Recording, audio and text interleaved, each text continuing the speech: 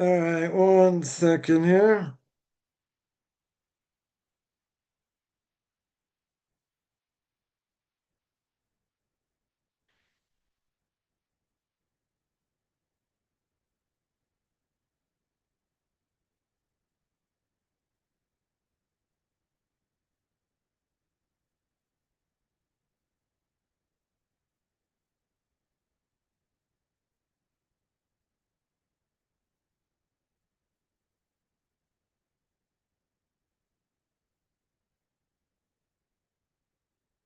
All right, 1 second here.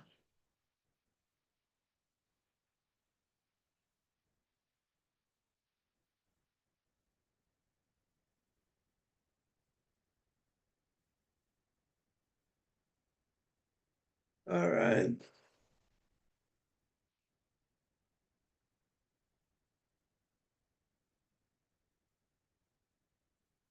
All right, welcome everyone. It's Q&A. Sorry for the delay. Again, want to welcome to Q&A. So a question came up before, and that was person has a pet, right? Person, let's say they have a pet. What do they do on Shabbos?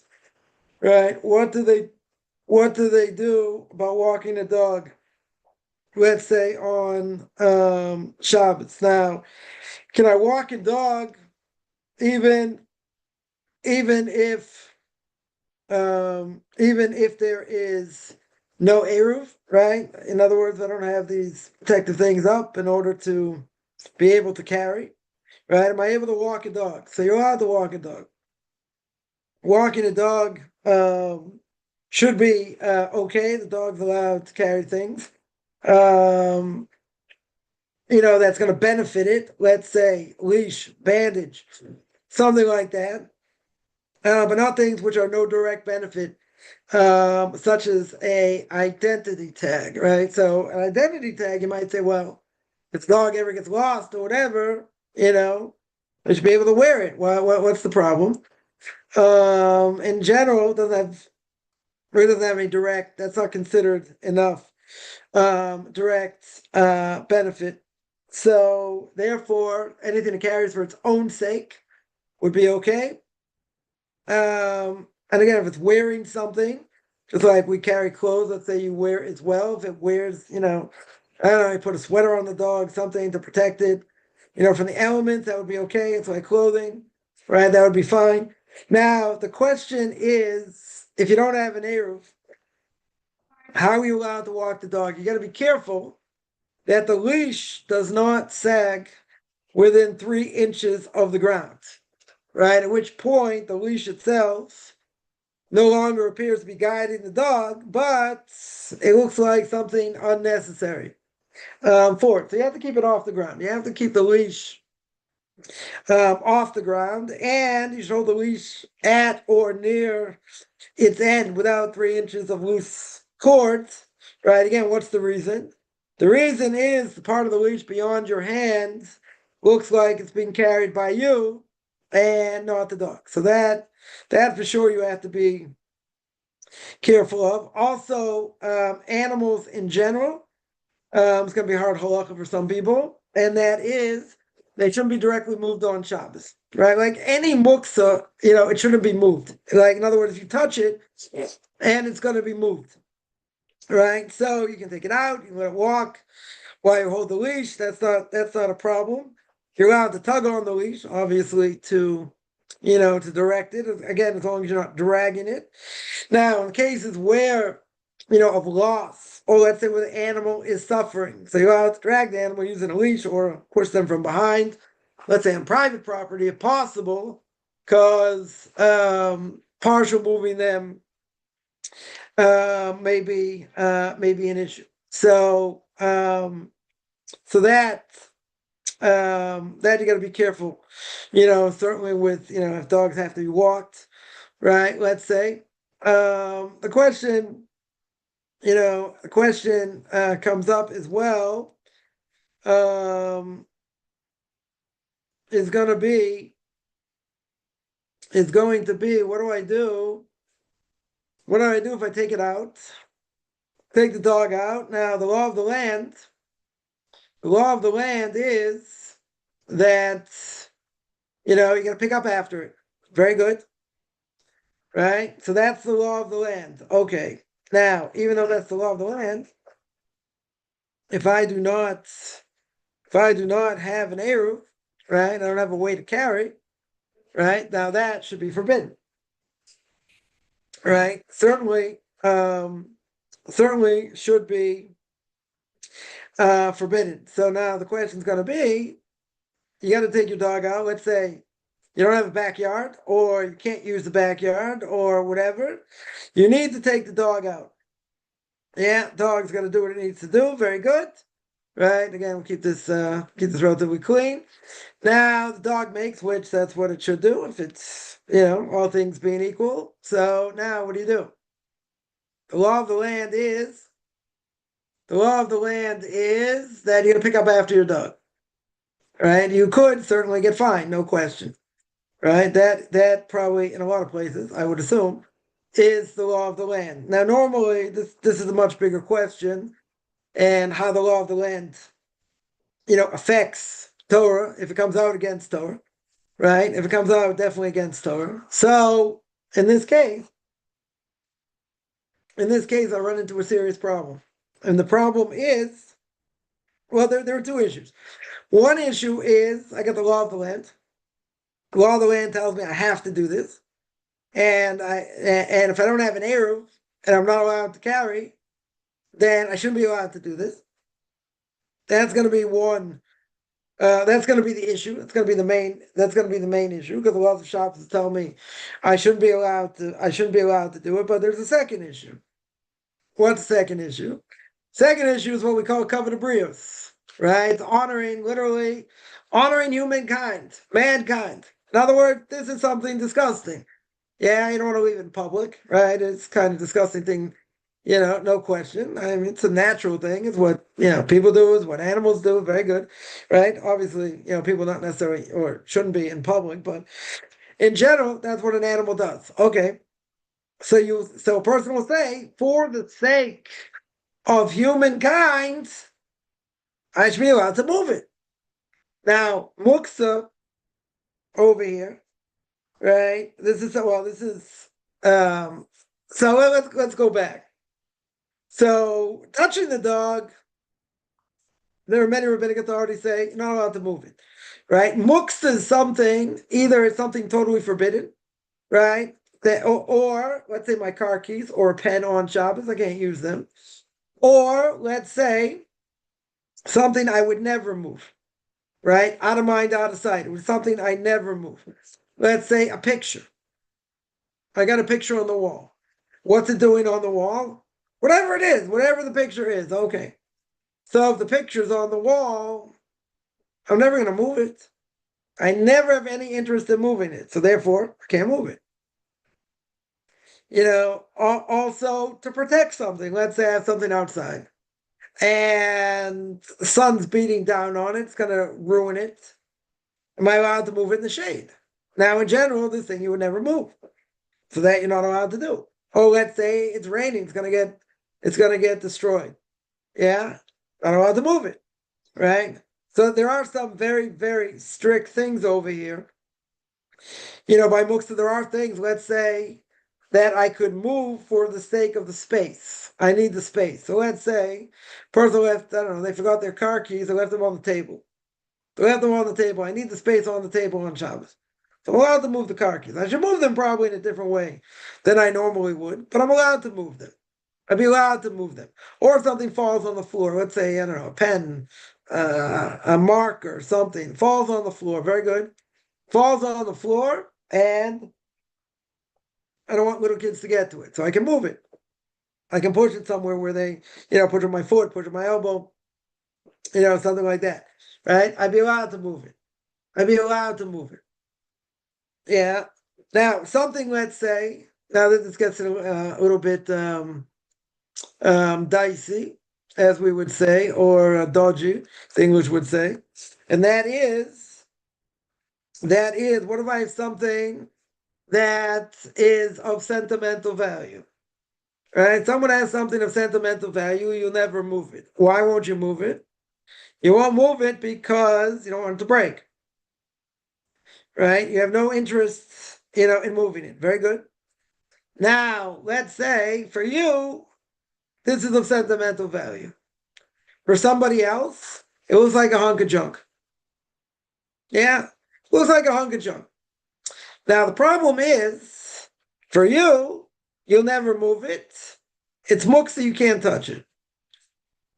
Now, for somebody else, doesn't mean anything to them.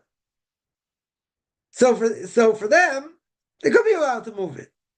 Right? Now, what's the obvious problem? Mr. Burr, the whole time speaks this out. What's the obvious problem? I can't have two Torahs. In other words, if I have the same case, if I have the same question, you can get two different answers.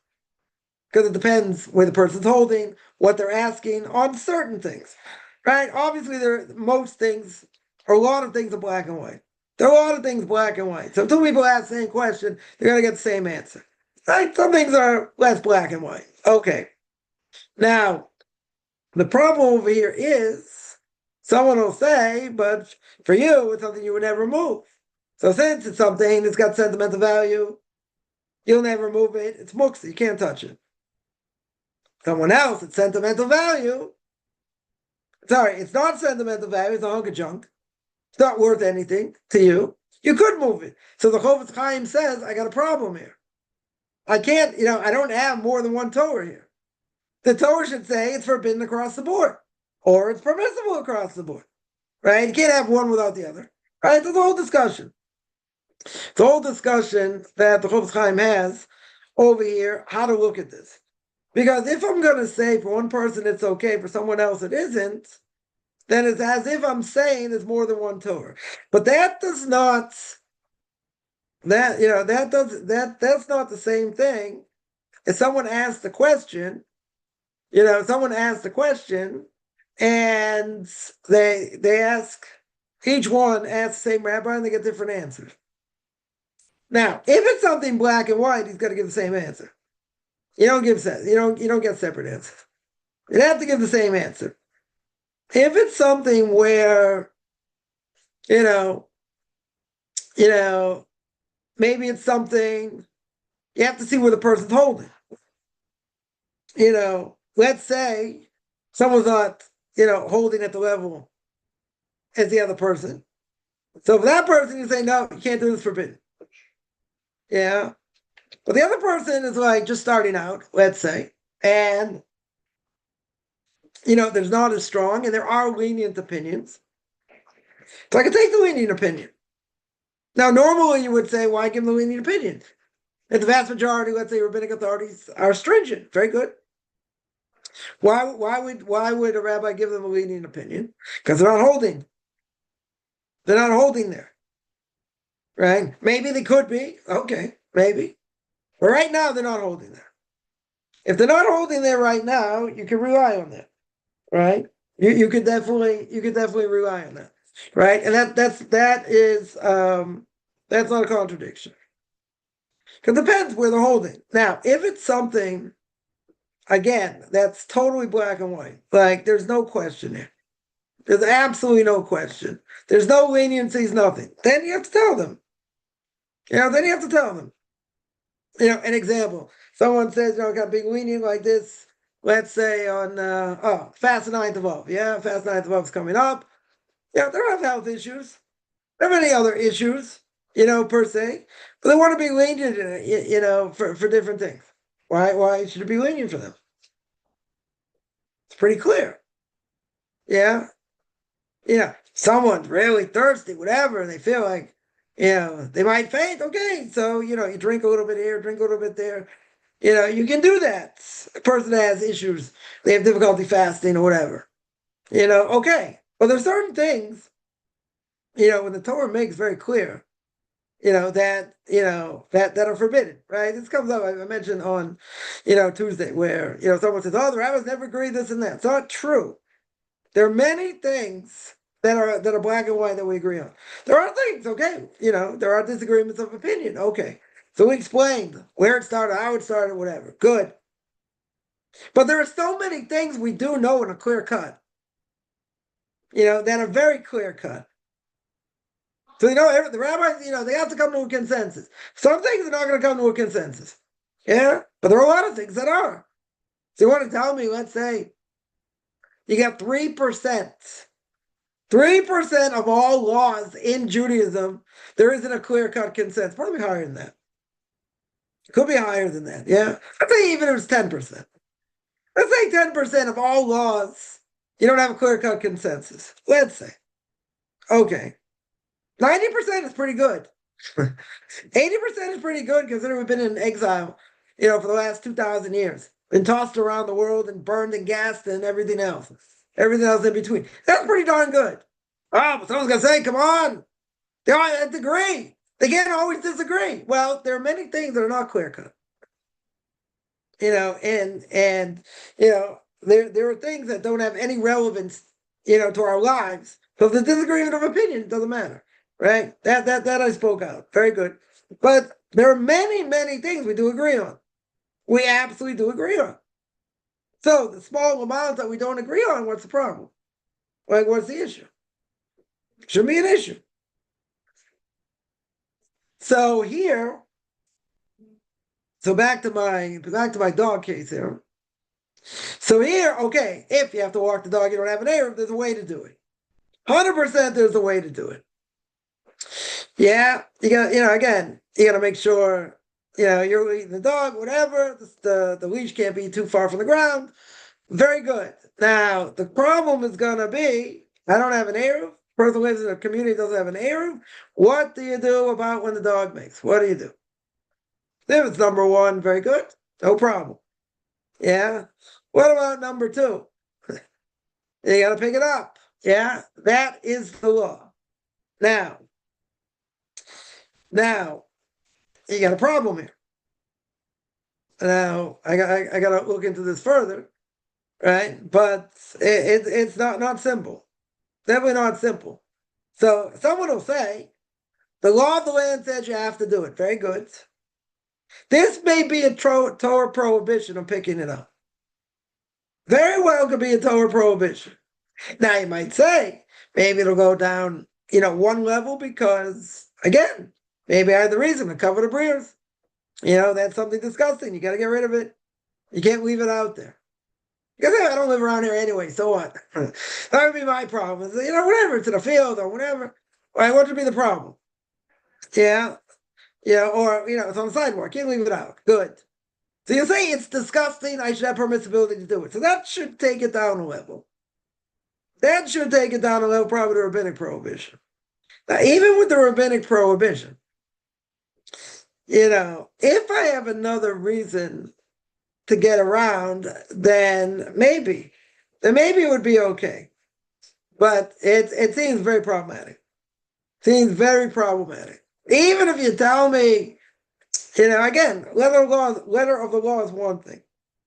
But if you're going to tell me, you can't leave it out, something disgusting, I bring it down a level, it certainly doesn't make it permissible, right? The other factor would be, if there are other people around and they see you do this, or they see your dog do this, let's say, and you look the other way and you keep going, you don't do anything, that could be a chilul Hashem. That could be desecration of God's name. So the question is, does that factor play a role? That other people, desecration of God's name is a technical definition. It's going to be done in front of 10 Jews. So if it's not done in front of 10 Jews, I don't really, people will say, oh, that's desecration of God's name. They throw that, throw that term around like a rag doll. It's not a good, what they mean is it's not a good thing to do. People are going to look at you. And part of chilul Hashem, the desecration of God's name, Rashi says at the end of Tractate Yuma, he says that people are going to learn from your bad actions. But people can say, oh, see, this Orthodox Jew doesn't follow the law. What do I have to do it? Yeah. People will learn from your bad actions. Or people will say, this is the law, you have to do it. So this gets into a much, much, much, much bigger discussion. What do you do with, the law of the land against, ritual, Torah belief and ritual? So in the former Soviet Union, for glasnost back in the day, a Jew had a child, they were moser nefesh, tremendous amount of self-sacrifice, to circumcise a child. Tremendous amount of self-sacrifice. They could have been sent to Siberia for such a thing. Yeah, they could have all kinds of problems for such a thing. And they risked their lives. Totally risked their lives. Now, there's a Torah obligation. Torah makes very clear on the 8th day. Very, very clear. Now, it's the baby's sick. It has, it's got a high fever, or it's got, it's a little bit yellow, whatever the case is. Okay, you push it off. You could push it off. But it has to be done. 100% it has to be done. You could go to jail. You could go to Siberia. Plenty of people were willing, to unbelievable self-sacrifice in order to fulfill the mitzvah. Again, to say, well, society says I shouldn't do it. Don't just society says you shouldn't do it. They're going to hunt you down and send you to Siberia for doing it. So people did it, in clandestine ways.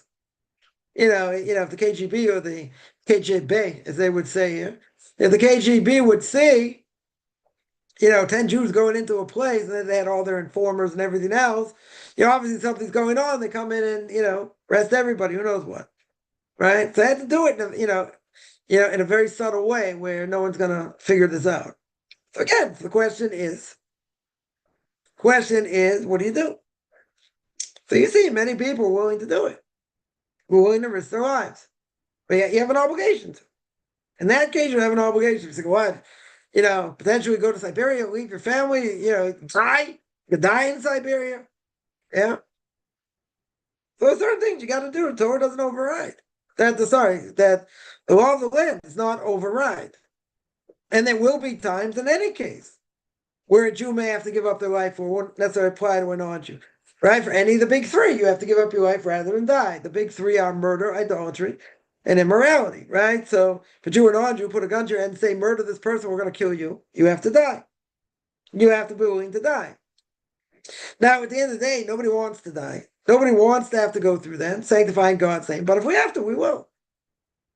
Right? That's our obligation. And what if you didn't? What if you end up killing that person? That's murder. Right? So saying, but you didn't want to die. You were afraid, so you killed the other person. Now, in general, see, it's very hard to know over here. In other words, they say, someone puts a gun to you and say, do this or we're going to kill you. Now, let's say you do what they said to do. Let's say. Could they end up killing you? They could still end up killing you. 100% they could end up killing you. You don't know. You certainly don't know for sure. Right? Now, if you kill them, it's murder. 100% is murder, and you transgress the prohibition of not sanctifying God's name. That a Jew has an obligation. It does not apply to a non-Jew. Yeah, because the Torah says, Nikdashti b'tok b'nei Yisrael. I have to sanctify myself in front of the Jewish people. That means sanctification of God's name, or God forbid, desecration of God's name, which is our case here, has to be done in front of the children of Israel. How many is that? Is 10. Need 10 Jews. Doesn't matter, men, women, doesn't matter. 10 Jews. Right? 10 Jews. If you did it in front of 50 non-Jews, that doesn't count. But in this case, what if a person didn't do it? What if a person, let's say bow down to JC or show a fat guy, Mr. Buddha himself, big mitzvah to make fun of idolatry. They say bow down to fatso or die, 100% you got to be willing to die. What if a person doesn't? What if they bow? What if they bow? Yeah. So if they end up bowing, they transgress the Torah prohibition of not sanctifying God's name. Now, no one should be tested like this. Nobody should have this test. And it's a test. It's a big test. And many people would rather die than kiss the cross. And many people did. Sanctifying God's name. Right? Because sanctifying God's name means you have a choice. You have a choice. Now, people who die because they're Jews, they're not given a choice. Person, an Arab murders a Jew. Why does he murder a Jew? Because he hates Jews. So he blows himself up, he murders Jews. Yeah. Then that person got to have a very high place in the world to come. But he wasn't given a choice. He wasn't given a choice, but there's another factor here. The other factor is that they're killed because they're a Jew. That's different. Right? Even if they're not given a choice. But that's why they're killed. If it's clear they're not killed because of that or something else, it's okay, it's something else. Right? But over here, if they're killed for the sake of being a Jew, how does it come down? They should have a high place in the world to come. Right? Should. Yeah. But really, the case should be, I don't know if there's such a source for such a thing, but the case really is if you're given a choice. In other words, kiss the cross or die. That's different. Then you died. Then a person died sanctifying God's name. That's a different issue. That 100%, is a, is a different, it's going to be a different issue. Right? It's totally, it's totally a different issue. Now, dying because you're a Jew, is that the same thing? I've heard people say, I haven't, researched it enough, but I've heard people say that that's not the case. That's not the same. It's not the same as giving a choice. Yeah. It could be it's a misnomer. I don't know why. A lot of people say it, but it could be there is no source. Could be. Yeah, I'm not saying not. I don't, I'm not sure. I'm not sure. But I've heard people make the argument there is no source for this. And just because they die as a Jew doesn't mean they're in the highest level in the next world. Right? Even though other people would totally disagree, but could be there's no source. I'm not saying yes or no. I don't know. Right? I don't know. I've heard a lot of people say it, but I've heard people say that there's no source to it. Okay. But in the end, if you're given a choice, that's a different issue. That for sure is a different issue. I would think that if a person dies for the sake of being a Jew, yeah, and they're murdered for being a Jew, they should have a high place in the world to go. Right? But again, whether the source or not, I don't know. Right? That I don't know. So in this, in any case, you'll say, well, if it's a rabbinic prohibition, now I brought it down to, let's say, a rabbinic prohibition of picking up this stuff, right, from your dog or whatever. Does it make it outright permissible? No. Doesn't make it outright permissible. Yeah, but the question's going to be, if someone sees you do that, and that's a desecration of God's name, isn't that worse? That's bad, right? So I would tell people, if you're a non-Jew, it's easier. It's a lot of, you don't have any problem right now. Even if you're a JIT or a Jew in training, that doesn't matter, right? You could do it. You could actually pick it up. It wouldn't be a problem. Now, that would give someone incentive to actually move to a community. That would make things, I would think, a lot easier. Certainly a lot easier, because you won't have this issue, right? Picking it up, you won't have an issue. You're within the area. Yeah. What if someone says hired help would be able to move it? This question came up also. Someone you have hired help. Let's say you got a live-in. When I was in South America, it was less expensive to have a live-in made than to have paper plates. I don't know exactly why paper plates and stuff were so expensive, but I had a question. She cleans up Friday night, right? Let's say, and she washes all the dishes in hot water. As my Rebbe, am I allowed to have an obligation to stop her in hot water? He said no. She's doing it for you. The most important thing, though, is person has hired help. They have to do things. If you're paying them by the month or by the week, they have to do things on Friday or Saturday night after Shabbos. You cannot pay them directly just for Shabbos. That's a problem. That for sure is a problem. So if you had to hire help, a non-Jew, not a problem. They could do it, right? That's part of their job.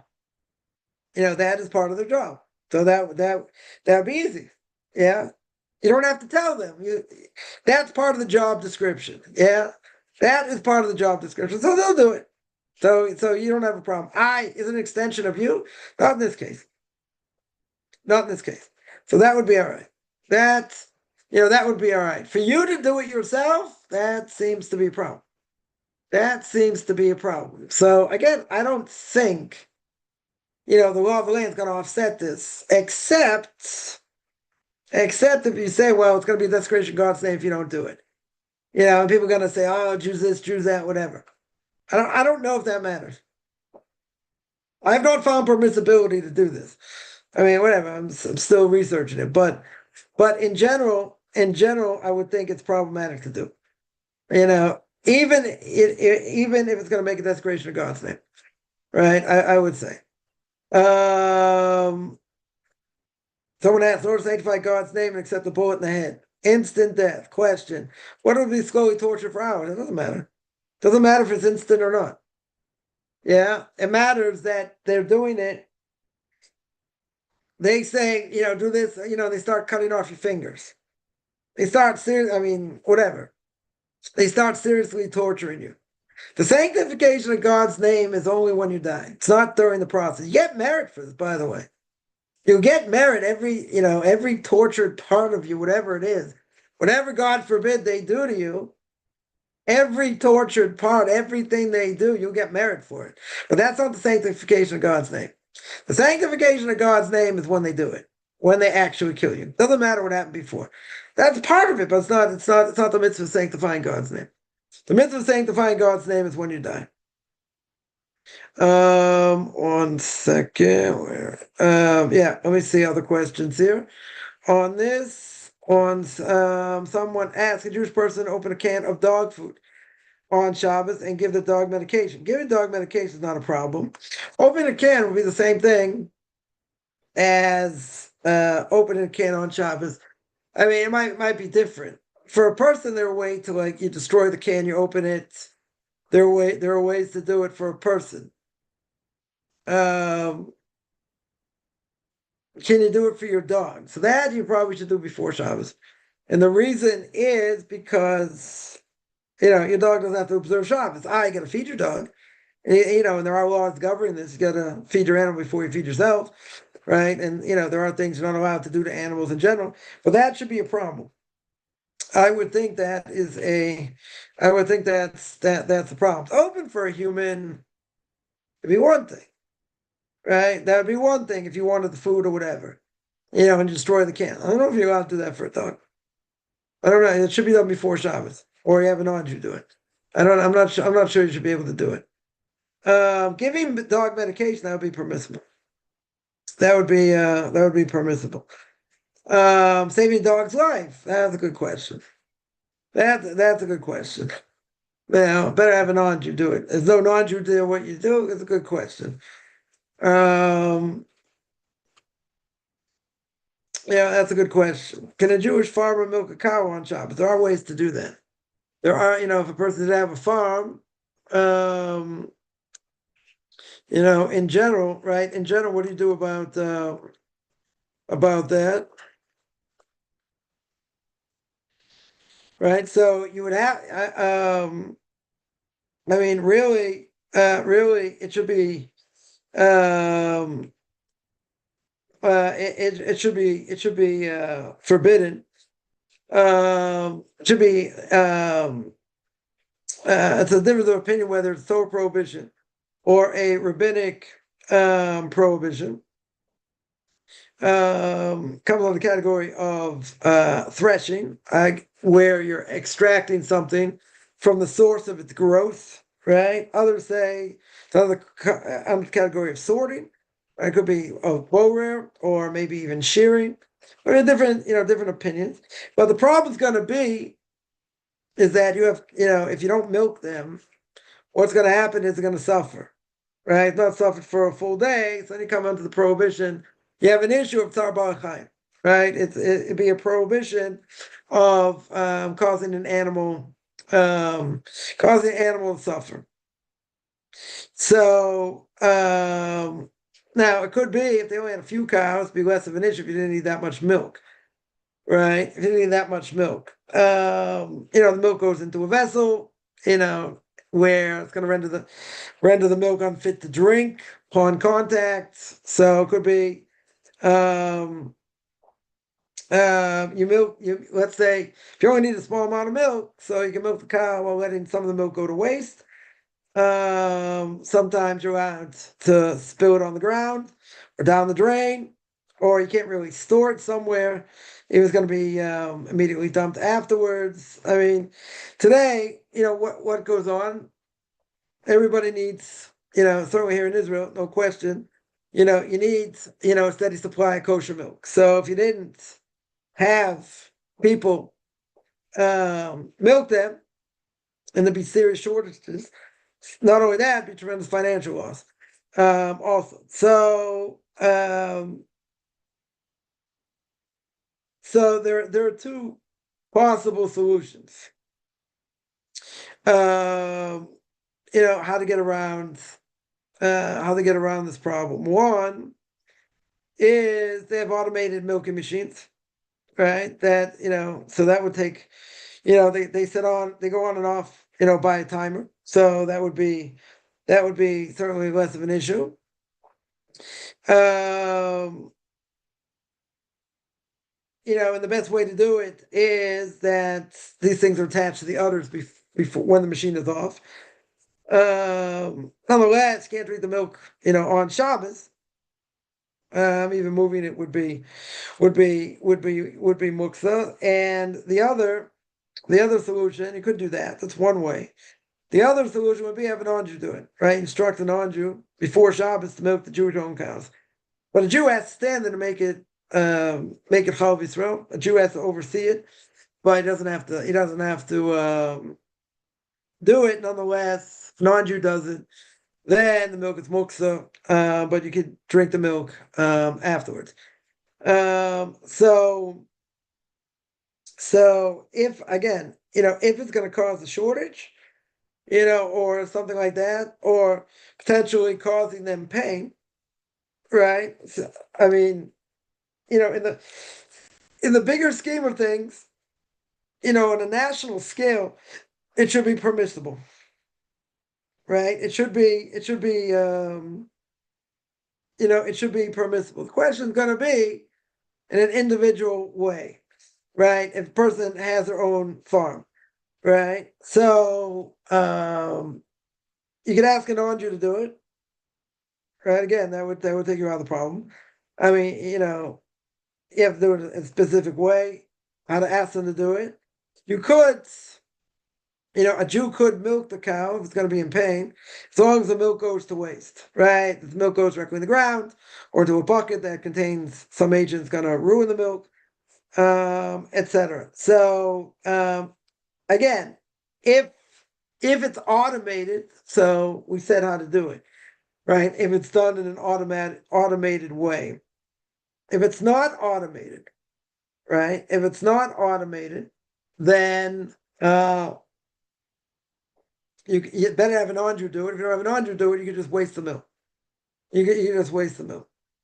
Someone asked, a Jewish doctor operate on Shabbos patient will die if they don't have the surgery. They can't. They absolutely can't. Saving a life. Yeah. Obviously better get an anju, but if you don't have an anju, right? If you don't have an anju that can do it, you're the expert. You are the expert. You can do it. And that there are doctors, always on call, and sometimes, have to be in the hospital and whatever. But so the question is, could they do it? Yeah, they could. They definitely could save your life. Someone asked regarding the milk, could Shabbos be a hefker day for that milk? The problem is, even if it's done by a Jew, let's say you don't have an anju around, right? And even if you have an anju around, you can't get benefit from that milk on Shabbos. It's only after Shabbos. But if a Jew did it, it has to go to waste, right? It has to go to waste. It can't be hefker, right? It can't be, the cow has to be milked. 100%, the cow has to be milked. Right? Certainly in the commercial thing, the cow has to be milked. But even not a commercial thing, if it's not commercial, the cow still has to be milked because you can't go a day without milking them. Otherwise, they're in tremendous amount of pain. So you come on to the prohibition. You come on to the prohibition of tzar b'chaim, you're causing them pain. 100%, you're causing them pain. Right? So the different ways to do it. You have an non-Jew do it. You don't have an non-Jew do it, you can do it yourself as long as you waste the milk. Right? Or you put it in something where the milk's going to go bad. You put a substance in a bucket or something and the milk's going to go bad. Right? But you can't, in this case, as far as I understand, you cannot go one day without milking them. So it can't be hefker. You have to milk them. You have an obligation to milk them. Yeah, so good. So if you have an non-Jew do it, it's one thing. If it's commercially done, okay. Right? If not, a Jew can do it as long as it gets wasted. If it gets wasted, then you don't have a problem. Right? If it gets wasted, not a problem. You can't use it. Right? But again, even if a non-Jew did it, you can't have that milk on Shabbos anyway. Right? Because at that point you can't move it. It's muksa. Right? It's out of mind, out of sight. You can't move it. So, it gets a non-Jew to move it, whatever, it doesn't matter. But the point is you can't use it. Right? You will not be able to use it until after Shabbos. That's the only time. That's the only time you'd be allowed to you homogenize it, whatever, and you're able to drink it. Yeah, that's only after Shabbos. That is not on Shabbos you wouldn't be able to do it. Gaza goes, I've been around, must be milk morning and evening. Okay. Yeah.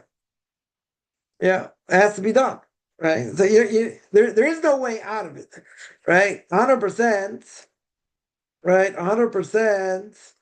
100% it has to be done. Right. So you're right. But what happens if you don't do it? Right. What happens? Right. What happens if you don't do it? Yeah. If you don't do it, you cause tremendous pain to the cow, right? That you're not allowed to do, right? To any animal, you're not allowed to cause pain to. I mean, you're allowed to cause pain, obviously, if you're treating it. That's a different issue, right? But if it's not that, you can't abuse. You certainly can't abuse animals. We're allowed to use animals for our own benefit. Even if we do, experimentation on them to cure diseases, that's okay because it's for our benefit. Even though, the PETA activists, whatever you call them, say that's cruel and you can't do that, whatever. But, we're allowed, to do that. We can, we can use their hides for all kinds of things, right? Look at all those strimals, all those minks, right? You take all the hair off, and make a strimal from one of these fedora hats or whatever. That's all called cruelty. Yeah, we're allowed to. People say, but the way they do it, okay, that's the way you do it. I mean, if you can do it in a way that's less painful, okay. Yeah, if you do it in a way less painful, good. If there's no other way to do it, I can get benefit from them. Right? So, all these actors say it's not fair, they don't deserve it. I can use them for, that's by us, that's not called abuse. It's called style by some people. It's not called abuse. 100% it's not called abuse. And using them, to try and cure diseases is also permissible. It's not abuse. We don't look at it, so we look at it as abuse. And using their skin for other things, what's the problem? Because hey, it's painful, this and that. Okay, so what? It's an animal. I'm allowed to get benefit. That's not abuse. That's not called tzar b'chaim. That's not called causing animal pain. Now, just as a side point, there's this difference of opinion whether this is a Torah obligation or a rabbinic obligation, right? But the strong side to say it's a Torah obligation, Torah prohibition. Yeah, so you got to treat animals with respect. If you have pets, you got to treat them with respect. They should definitely eat before you eat. And even if they're sitting at the table while you're eating, doesn't matter. You have to feed them first, right? There are halachas covering this, but these other issues, and if we'd have sacrifices today, that's also not abuse, right? Why that animal deserve to be on the altar? Because God said so. That's it. God said, put the animal on the altar, right? Take this animal and do this with it, do that with it, or whatever. Free, total burnt offering. Some part of the animal goes up, some part of the animal people eat, whatever it is. Whatever it is, God said to do it. The sanctification of his name by using animals as sacrifices. We're not such a connection to sacrifices, this, that. Okay, it doesn't matter. Yeah, temples rebuild, go back to sacrifice.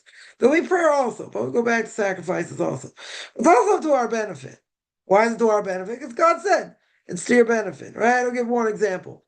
Person had a sin offering, did something wrong. So let's say, you buy an animal, you bring it to the base of Mikdash, bring it to the temple, Kohen kills it, and whatever happens to it happens to it, and you witness the whole thing. So Vilna Gaon said there are two things he wanted to see in his life. Right, that was one of them. What did a person look like before and after they saw the animal slaughtered and it was supposed to be them? Makes an impression. Yeah. See the animal cut up and blood spurted all over the place. I want to keep this clean.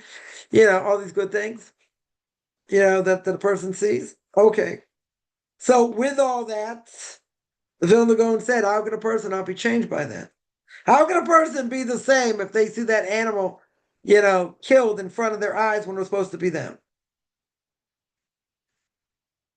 Yeah, again, we don't really have such a connection to sacrifices. Understood, but still, doesn't matter. It doesn't matter. It says the Vilna Gaon, it should make a tremendous impression. That's one of the things he wanted to see before he died. Is what a person looked like before and after giving a sacrifice. So he says it's not possible. It's not possible 100% for a person to be the same when they see the animal in front of them die or not. Can't be, says the Vilna Gaon, unless your heart is absolutely as hard as a rock, and the person's never going to change, and no matter what happens, it's not going to affect them. Well, it's kind of hard to say. I would think that's kind of hard to say, but that's one of the things Vilna Gaon said more than 300 years ago. Before he died, that's what he wanted to see. Because he says if the person sees the animal killed in front of them, how could they be the same? How is it possible? How is it possible for them to be the same? Yeah. But again, people get caught up in this whole thing and it's, animals, we should be using them for purses and for the, why not? Why in the world not? You say that's cruel. Why is it cruel? We're allowed to use the animals to our benefit. That's to our benefit. That's abusing them. You got a better way to get off the skin? Like, nobody hurt them. Okay. But I can still get benefit. I remember when I saw, cows being killed, they had a whole machine. After they kill the animal, it takes off the skin. I was like, great, I got my coat right here. Got my nice warm coat right here. Okay, gotta clean it off. Other things, I'm like, it's unbelievable. This thing just like ripped off the skin. Okay, the animal's dead already. I wouldn't do it when they were alive, but that was an unbelievable thing to see. It's just, I mean, first of all, just the size of the animal in general, but it's a different issue. It's a different issue. But to see this all the skin taken off in one, just about one shot. It's like unbelievable. Anyway, but who says we can't get benefit from it? They got people like animals have rights too. Well, man, the Ramchal says in Derech Hashem, man is the only creature in this world, the only being that can affect others, affect other things, plants, the environment, let's say. Animals cannot affect anything. Now, they could attack people, they could, in certain ways, but they're programmed. They're programmed DNA. They choose to eat, they don't choose to eat. That doesn't mean they have free choice. But at the end of the day, they're programmed. So they don't have a say in anything. What humans do to them, they do to them. Yeah. Now, are some going to attack them and kill people? Could be. That doesn't matter. We have the ability much more exponentially to affect animals more than they do us. Not a question. Not a question. Now, could be. People have pets and we're more sentimental and they're part of the family and all this and all that. Very good. They're animals, right? Never forget, they're an animal. Whatever you train them to do, they don't stop from being an animal. These are these, experiments with cats, many, many years ago. Try and show a cat can do this and do that and do the other thing. Very good. But at the end of the day, the end of the day, you take out a mouse from your pocket, the cat drops everything, goes after the mouse. Doesn't matter how you train it and how trained it is, right? A cat sees a mouse, it goes after the mouse.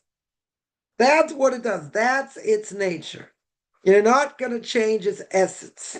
The essence of a cat, that's what it is. The essence of a dog, that's what it is. Yeah, it's not going to change no matter what you do to it. It always goes back to its base instinct. That's what it is. It's programmed. It's absolutely programmed. Yeah, all these things. They don't change. They don't affect anything. Again, dog's man's best friend. People very attached, to their pets. Okay, we've spoken about this a lot before, right? Okay, but they're animals. Say they're sensitive to this and to that. Okay, so what? That doesn't change anything. There's no doggy heaven or cat heaven, even if a person's reincarnated into an animal. Animal dies, the soul goes up, and that's it. Animals have a purpose. They have a purpose. I think, people get way carried away sometimes, with their animals. You get, I'm definitely in the wrong profession, but you get, dog therapy. You got, they have these, what do you call it? People sometimes they'll send their pet like once a week to, people with other dogs, have someone, taking care of them, like, dog's day out. Yeah, be with other dogs, like, dog, not even dog play date, but it's like, that's like a whole thing. It's like, dogs need social interaction. Someone told me that's like burst out laughing. They're like, you may think it's funny, but, this is the real thing. You know, dogs need to get out, be with other dogs, this, that. Okay, I think, you want to go to a dog park, whatever, there are a lot of dogs there. A dog wants to run around with other dogs. Okay, whatever. But like, you're actually paying someone. It's like daycare for dogs. Yeah.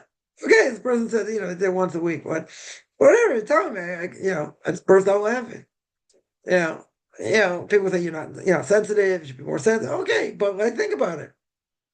Think about it. It's daycare for dogs. They were telling me like dogs need social interaction. They need this. Okay. Yeah. I'm in the wrong profession. I'm telling you, I'm in the wrong profession. Yeah, you have dogs like psychologists, different things. I mean, okay. I mean, they're animals. They're animals. People, have to remember. Even if they have dog for years and years, part of the family, people get caught up in it. The dog gets sick or get hit by a car or different things, and question how far also, you have to go. Like how many heroics you have to do to save an animal. Oh, it's also a question. If a dog's older, they find out, it's getting feeble and it got cancer, do I have to do things to save it? No. You may be comfortable, whatever, but like, again, it's, dog's an animal. I understand people are attached. People have a lot of attachments, to animals. Okay, listen, I also grew up with a dog. Very good. So, I'm not saying I have a cold streak here, saying, people, you have to keep in perspective. You have to, and some people need animals, for, different types of therapy, whatever. Okay. That's a different issue. That's a totally different issue. Yeah. But in general, I think, people get, carried away. I'm not saying you're allowed to abuse animals. You're not allowed to. But animals are animals. That's what they are. Um, and I think some people, I'm not gonna say everybody, but I think definitely some people take it, take it way too far. Absolutely way too far. Someone asked, one read sad literature pertaining to the destruction of the Beis Hamikdash temple when the fast begins. Absolutely, but Shabbos isn't officially over yet. Yeah, you could. That shouldn't be a problem. That shouldn't really, even if Shabbos doesn't end, but the fast begins. Yeah, it should be fine. Because in general, you're right. You're not allowed to read, Holocaust books or anything sad on Shabbos. That's true. That is true. So here, Tisha B'av comes out Saturday night. So what do you do? what do you do? Shabbos hasn't gone out yet. That's the question. Shabbos has not gone out yet, and but the fast starts. So I would think that even um, let's say like this. Let's say it's already sundown, but Shabbos hasn't officially gone on yet. So normally you add on to Shabbos. We call it Tosefes Shabbos. So really, Shabbos go out, much earlier than we take it out. So even let's say already the sun's down, even though the fast begins, yeah, then even if Shabbos technically hasn't gone out yet, you can still do it. You can still read it. Because really, Shabbos going out means we're adding on to the sanctity of Shabbos. So, but really, Shabbos should have gone out already. So yeah, it should be all right. I would think it should be all right. That shouldn't be an issue. Even if you let's say a person holds Rabbeinu Tam, meaning you can start doing categories of permissible work after 72 minutes. Yeah, 72 minutes after sundown. Even if that would be the case, even if that would be the case, yeah, I still think it would be all right. Um, unless the person holds that 72 minutes after sundown means that that's when they hold it's dark. That up until that point is not really, it's not really considered um time to pray or whatever. But that's if they hold that for everything. But still, even if that would be the case, most people would say when once it's already sundown or whatever, then yeah, then it shouldn't be an issue. Should not be an issue. Um, yeah, any other questions? I mean, it comes up to a general question anyway on Shabbos. Yeah, you should never, it'd be forbidden in general to read anything that is depressing. Now, let's say you didn't know it was depressing. Okay, that's a different issue. Yeah, but let's say you know for sure it's depressing, then you wouldn't be allowed to. Then it comes the whole question: the person has exams, and they have a science exam, whatever. Can they study for an exam on Shabbos? Obviously, not writing or doing other things. Right? So that we have leniency for, even though Shabbos is really for Torah. But then, even if a person has a Torah exam, they could do that. They could study for that. That wouldn't be a problem. But let's say it's a secular thing, and they wanted to review on Shabbos, they could. Right? Really, many rabbinic authorities hold you could, as long as you're not writing or doing anything else that's forbidden. Is it better not to? For sure. Definitely better not to. But a person feels they need to, they would say it's definitely not in the spirit of Shabbos. But again, if a person needed to, they could. Right? They could. Um yeah, let me see. Other questions. Any other questions?